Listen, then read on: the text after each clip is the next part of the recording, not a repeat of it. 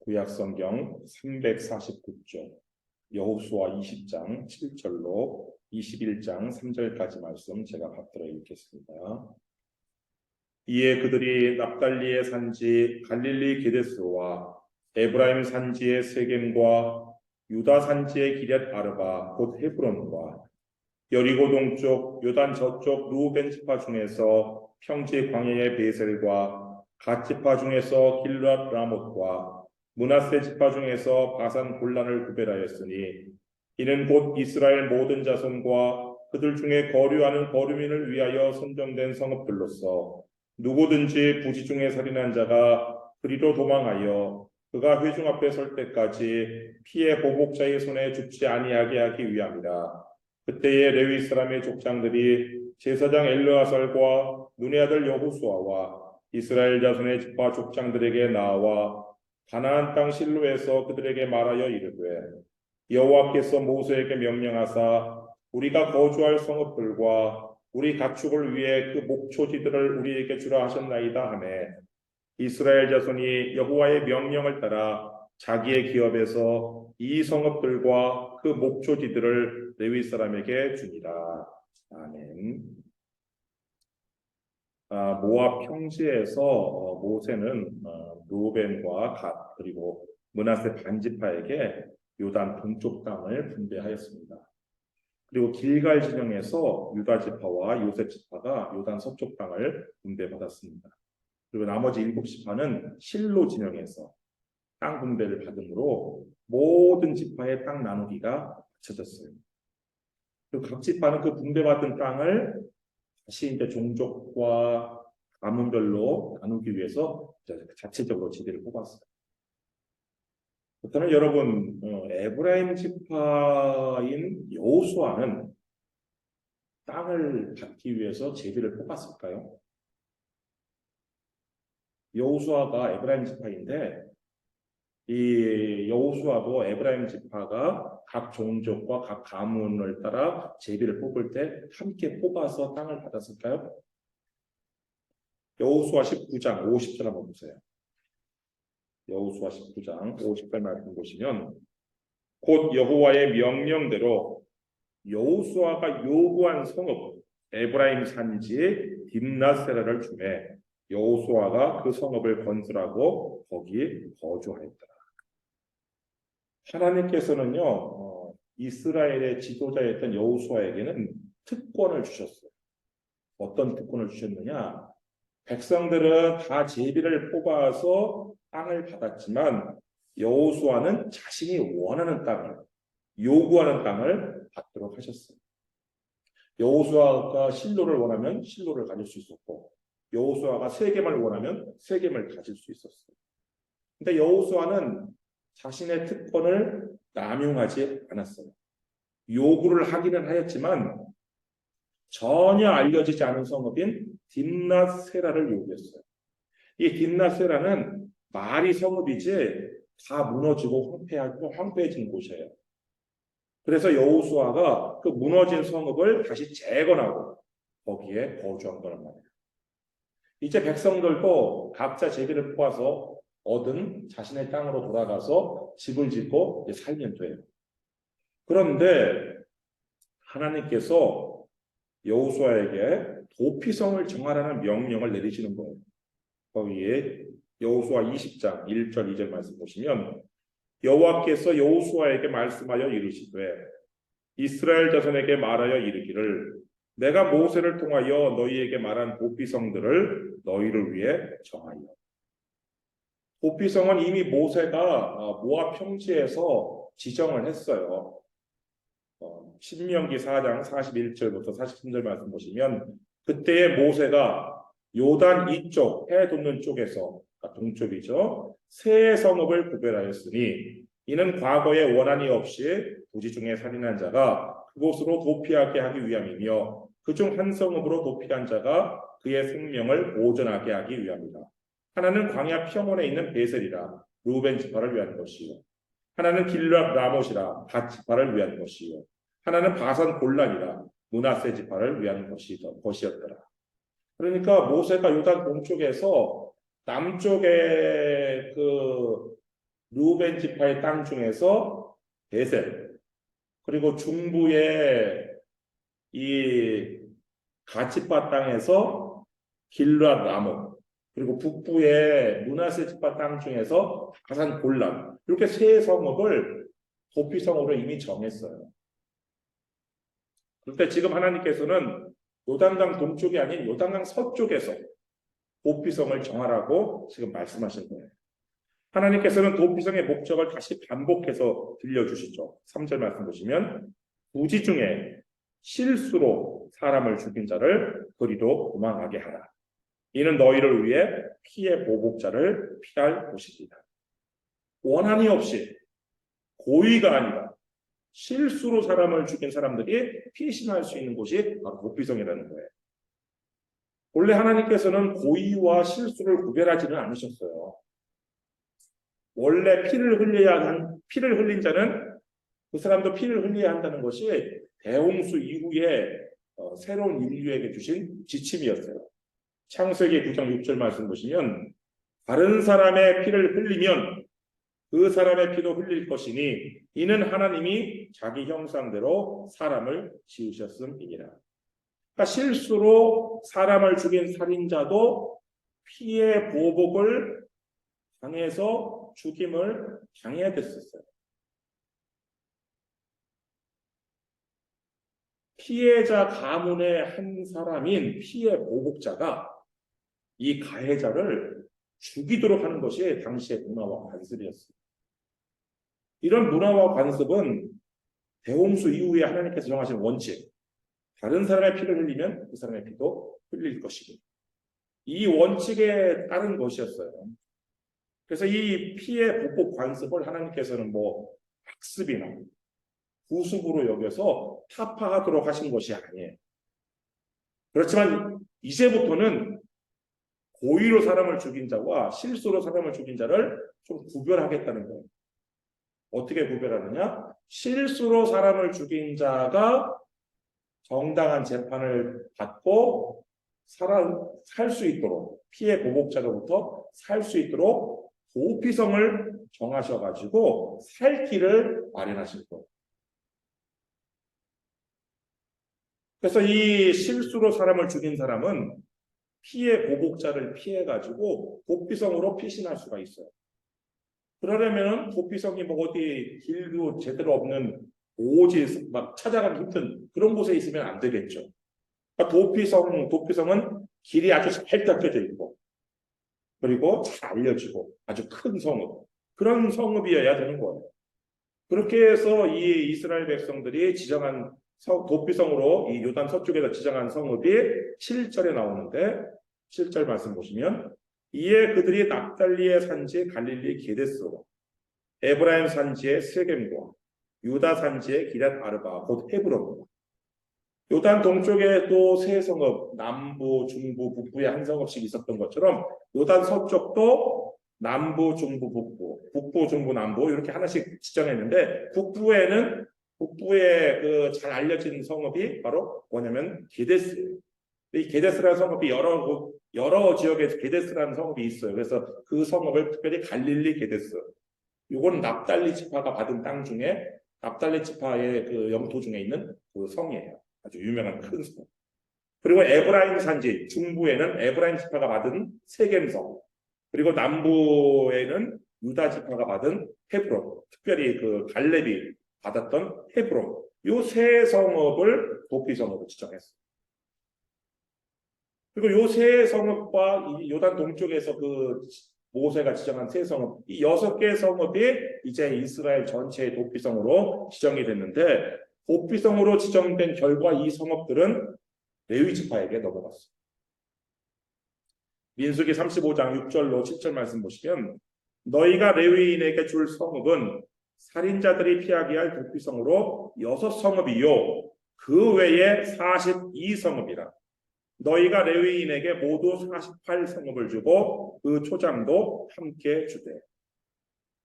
하나님께서는 레위인들에게 농사지을 땅을 주지는 않으셨어요. 그렇지만 거주할 성읍과 가축을 키울 초장은 허락하셨는데, 레위 지파는 이스라엘 12지파로부터 각각 4성읍씩 계산된 48성읍, 그리고 성벽에서 성이 이렇게 네모나게 있으면 또는 동그랗게 있으면 성벽에서 사방 1000규빗의 땅을 목초지로 받았어요. 민수기 35장 4절 말씀 보시면 너희가 레위인에게 줄 성읍들의 들은 성벽에서부터 밖으로 사방 1000규빗이라. 이 규빗이라는 단위는 구약시대의 단위는 이 사람의 이 여기서부터 이 손가락 끝까지 이게 한 규빗이에요. 이게 보통 뭐 사람마다 다르겠지만 평균적으로 약 45cm 정도. 오늘날 우리가 쓰는 미터법으로 따지면 45cm. 그러니까 우리가 인치로 따지면 18인치 정도 돼요. 그러니까 1000규빗이라는 것은 450m 또는 1500피트. 이 정도가 되는 거예요. 그러니까 하나님께서 레위 지파에게 48개의 성읍을 주라고 명령하셨는데 이스라엘 자손에게 그중 6개는 도피성은 반드시 들어가고 그 성 바깥으로 이제 그 요만큼 450m, 1500피트까지 땅은 이게 레위 지파의 땅이에요. 근데 이 땅은 농사를 짓는 땅이 아니에요. 반드시 가축을 키우는 목초지어야 되는 거예요. 여하튼 하나님의 명령에 따라서 이 도피성으로 지정된 6개의 성읍이 레위 지파의 몫이 되었어요. 그래서 요단 동쪽에 다시 한번 얘기하면 이 남부부터 베셀, 중부 길르라못, 그리고 북부 바산 골란, 그리고 이쪽으로 요단 서쪽으로 넘어와서 갈릴리 게데스, 그다음에 세겜, 헤브론까지 이 레위인들이 거주하는 성읍이 되었고 또 이 성읍은 레위인만 사는 것이 아니라 누가 살아요? 실수로 사람을 죽인 살인자들이 사는 거예요. 그들이 도피해서 여기서 사는 거예요.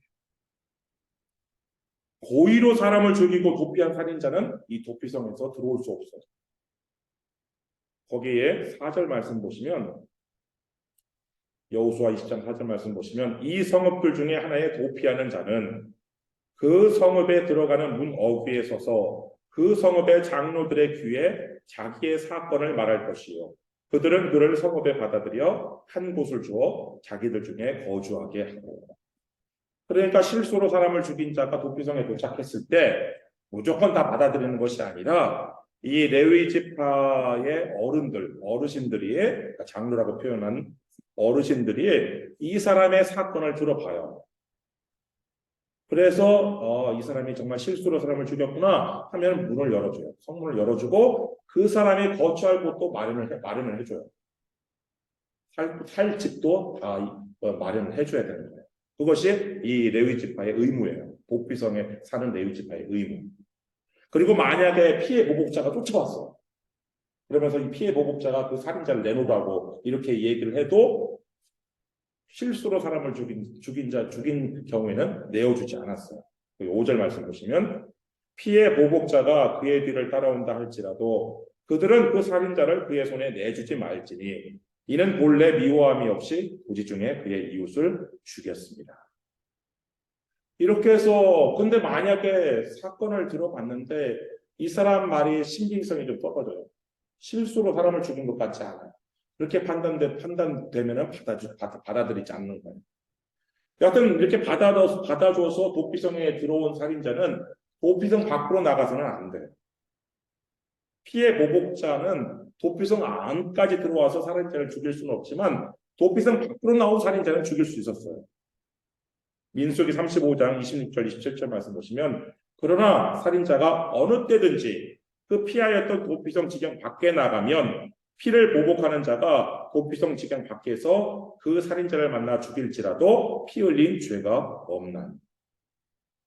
그래서 이 살인자는 도피성 밖으로 나갈 수가 없어요. 이 살인자가 도피성 밖으로 나갈 수 있는 경우는 언제냐? 그 당시 현직 대제사장이 죽고 난 다음에 나갈 수 있어요. 거기 6절 말씀 보시면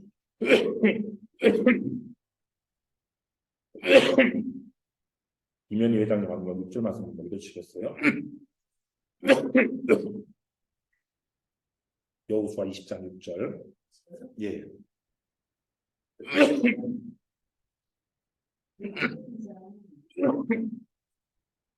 가기까지 또는 그 당시 대제사장이 죽기까지 그 성문에 거주하다가 그 후에 그 살인자는 그 생목된 자기가 공격하여 나온 자기 생목, 자기 집으로 돌아가지니라 하라 하시니라.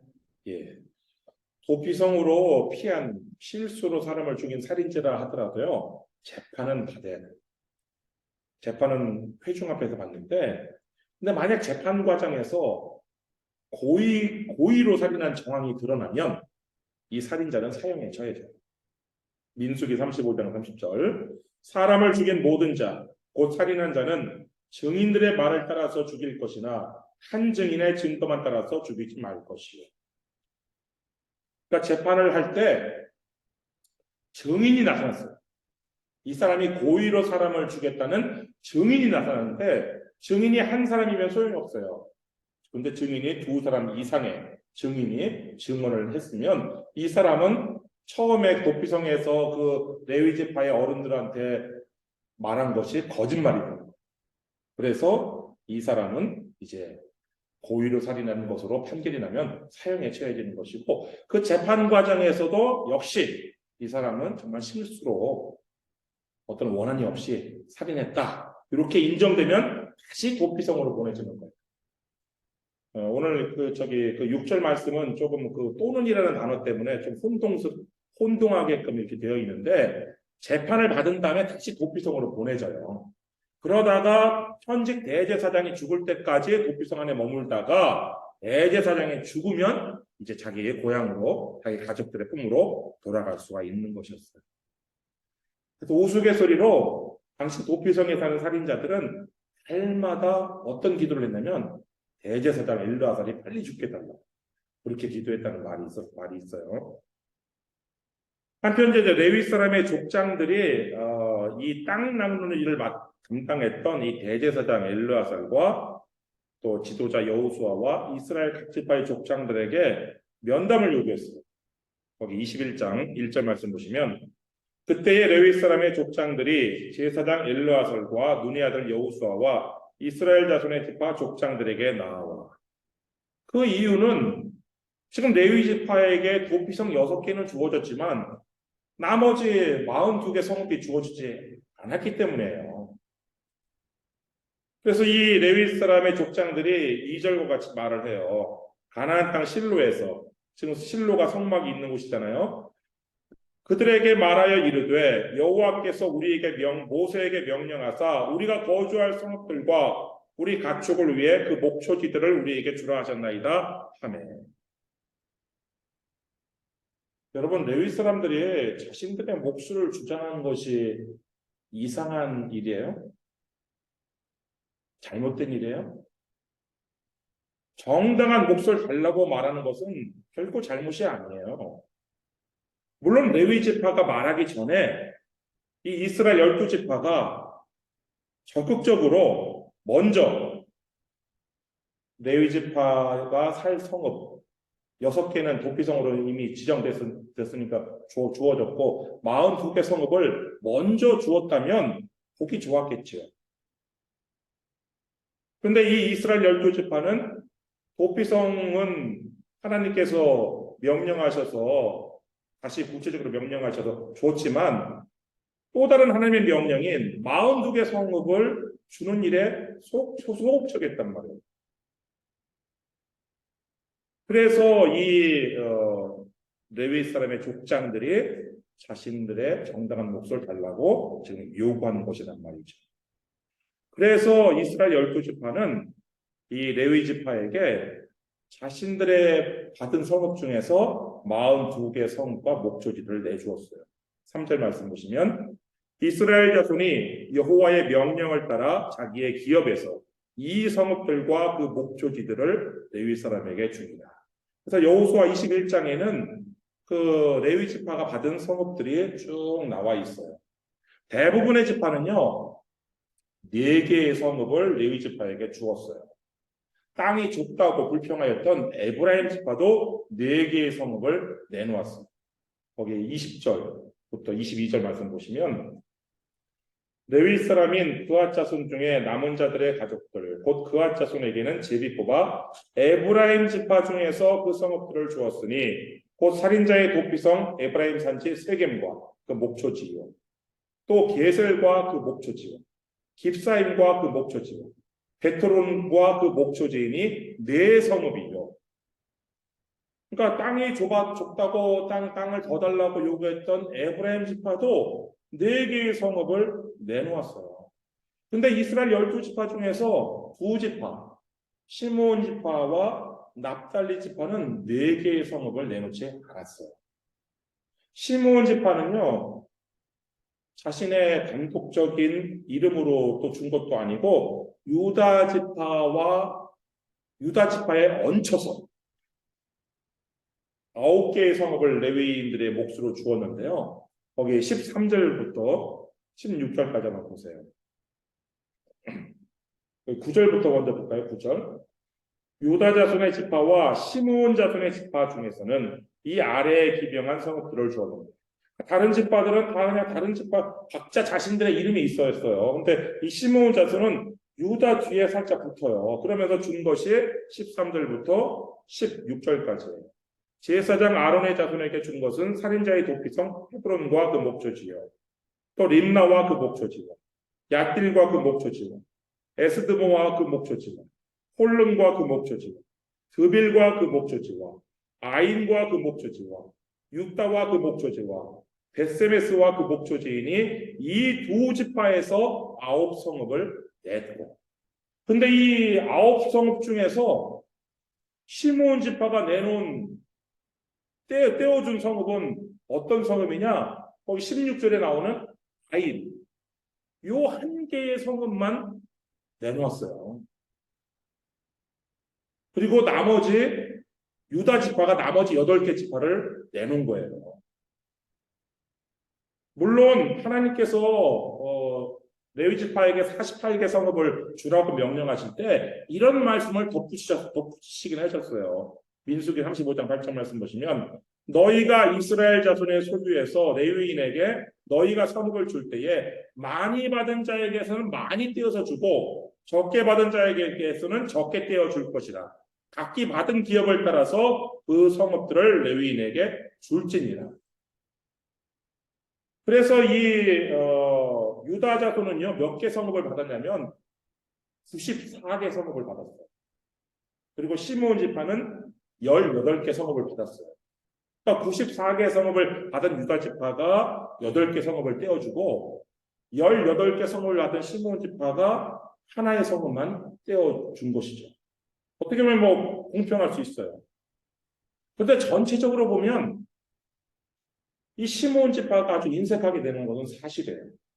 왜냐하면 시므온 지파가 18개 성읍을 받았는데 그 중에서 한 개를 내놨는데 시므온 지파보다 적게 받은 지파들도 4개씩 내놓았어요. 예를 들면 스불론 지파는요, 꼴랑 12개 성읍을 받았어요. 거기 여호수아 19장 한번 봐보세요. 앞으로 가셔가지고 여호수아 19장 15절, 16절 한번 보세요. 여호수아 19장 15절, 16절 말씀 보시면 또 갓닷과 나할랄과 시므론과 이달라와 베들레헴이니 모두 12성읍과 그 마을들이라. 스불론 자손이 그들의 가족대로 받은 기업은 이 성읍들과 그 마을들이었다. 그러니까 스불론 자손은요 12개의 성읍을 받았어요. 시므온 지파는 18개 성읍 받았는데, 그런데 이 꼴랑 12개 성읍을 받은 이 스불론 지파가 자기가 받은 것 중에 3분의 1, 4개의 성읍을 레위 지파를 위해 내놓았는데요. 여호수아 21장으로 다시 가셔서 34절, 35절 한번 보세요. 34절, 35절 말씀 보시면 그 남은 레위 사람 무라리 자손의 가족들에게 준 것은 스불론 지파 중에서 용르암과 그 목초지와 가르다와 그 목초지와 딥나와 그 목초지와 나할랄과 그 목초지이니 4성읍이요. 12개 받은 스불론 지파가 4개를 내놨어요. 레위 지파를 위해서.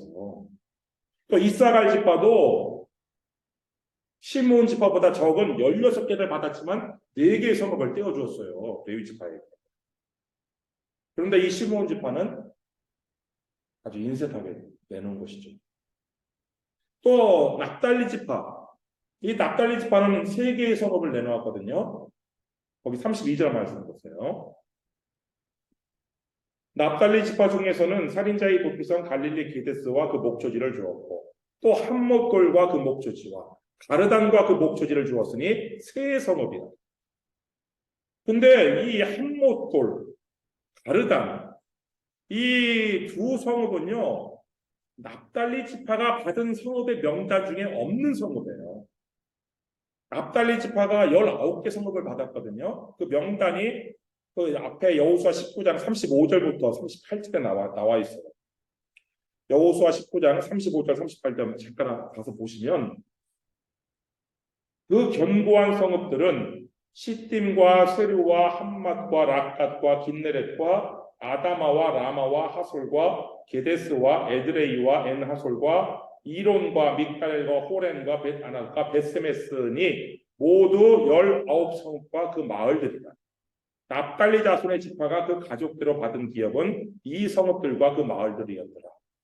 그러니까 납달리 지파가 받은 19개 성읍의 이름이 거기 나와 있는데요. 이 성읍 중에 레위 지파에게 준 그 두 개의 성읍 가르단과 함못들이 없어요. 이건 무슨 얘기예요? 납달리 지파가 받은 견고한 성읍들, 그러니까 크고 아주 좋은 성읍들은 내놓지 않았다는 거예요. 그리고 여기서 이름이 없는 정말 이름 없는 별 볼 일 없는 그런 성읍 두 개를 골라서 레위 지파에게 내놓은 거예요. 이 게데스는 도피성으로 지정됐기 때문에 어쩔 수 없이 내놓아야 됐던 것이고 나머지 두 개 성읍은 견고한 성읍은 안 내놓고 그냥 어디 시원찮은 거 두 개 그냥 골라서 준 거랍니다. 이런 것을 볼 때 이 납달리 지파는 억지로 하지 못해서 내놓았구나. 우리가 이런 것을 짐작할 수가 있는 것이죠. 반면에요, 유다 지파는 특히 갈렙은요, 헤브론이 갈렙이 피땀 흘려서 얻은 성읍이에요. 그리고 또 이 드빌이라는 성읍, 드빌이라는 성읍은 이 갈렙이 자신의 딸 악사를 내걸고 드빌을 정복하는 자에게는 내 딸 악사를 그냥 주겠다. 이렇게 해서 얻은 성읍이란 말이에요. 근데 그 헤브론과 드빌을 이 갈렙이 레위 지파에서 내놓았단 말이에요. 거기 여호수아 21장 13절 다시 한번 보시면 제사장 아론의 자손에게 준 것은 살인자의 도피성 헤브론과 그 목초지요. 또 림나와 그 목초지. 그러니까 헤브론 갈렙이 정말 80세의 나이로 그냥 힘들게 얻은 그 헤브론을 레위 지파를 위해서 내놨고요. 또 15절 말씀 보시면 홀론과 그 목초지와 드빌과 그 목초지와 이 드빌은 자신의 딸 악사를 벌고 역시 힘겹게 얻은 피땀 흘려 얻은 성읍인데 이 성읍도 내놓았단 말이에요. 이로써 이 갈렙과 유다 지파는 인색하게 내놓은 시므온 지파, 억지로 마지못해 내놓은 납달리 지파와 비교되죠. 여러분, 우리가 하나님께 또 하나님의 사람에게 무언가를 드릴 때에는요, 인색하거나 억지로 하는 것은 전혀 유익이 되지 않아요. 이 갈렙처럼 유다 지파처럼 기쁜 마음으로 드릴 때 하나님의 사랑을 입는 것인데요. 고린도 후서 9장 7절 말씀 보시면 각각 그 마음에 정한 대로 할 것이요 인색함으로나 억지로 하지 말지니 하나님은 즐겨내는 자를 사랑하십니다. 여러분, 하나님께서 헌금 많이 하는 사람을 사랑하는 게 아니에요. 액수가 중요한 것이 아니란 말이에요. 마음이 중요한 것인데 즐겁고 기쁜 마음으로 드리는 사람을 하나님께서 사랑하신단 말이에요. 사랑하신다라고 약속을 하셨단 말이에요. 여러분 모두 인색한 시므온 지파는 억지로 마지못해 내놓은 납달리 지파 같이 그렇게 헌금 생활하지 마시고요. 이 갈렙처럼 여러분이 피땀 흘려 얻은 소득이라 할지라도 기쁘고 즐거운 마음으로 헌금하심으로 하나님의 사랑을 받는 여러분 되기를 주님의 이름으로 축원합니다. 기도하겠습니다.